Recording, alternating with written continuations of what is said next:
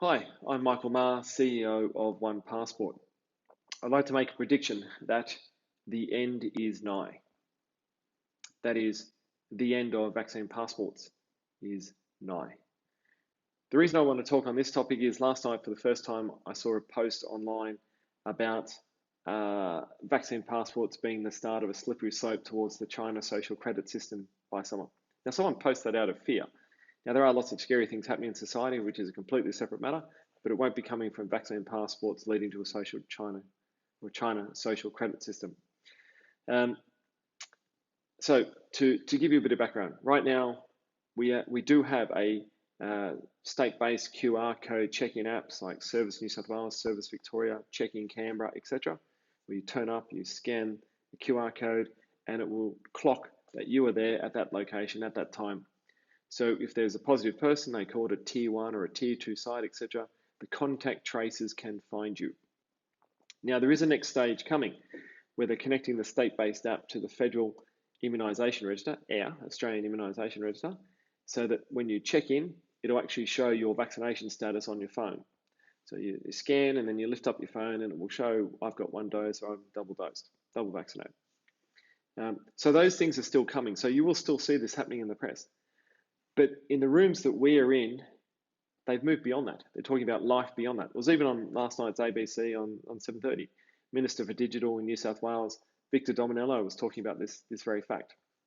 So chances are that in about somewhere between 4 and 6 months from now, we'll probably lose the QR code check-in system because it will become irrelevant. How do you say that when today, Victoria's cases have jumped 500 from yesterday's record of 950 to today 1,450? How can we're going that direction?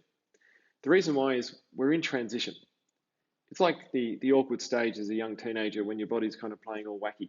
We're going from positive cases in the community to that being irrelevant, and we're going to start tracking hospital beds and ICU count because we're all going to be positive.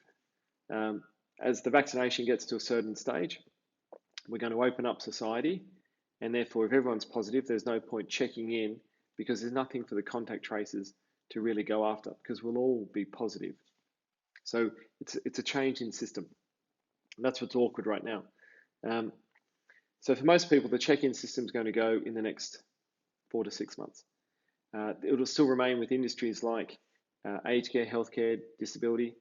Travel will probably be one that will be beyond our control. Even if we open up domestically, international will probably still require a vaccine passport.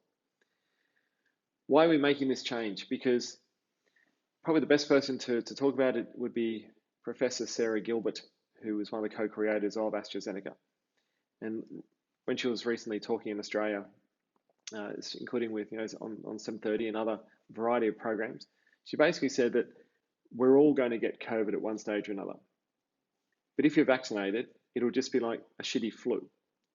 If you're unvaccinated, you'll end up in hospital, potentially die.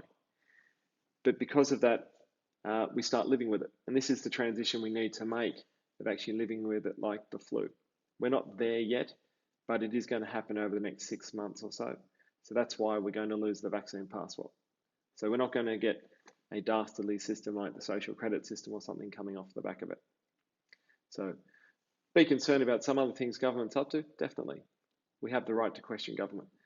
But don't worry, on the vaccine passport topic, that's not going to be the one. Good luck and take care.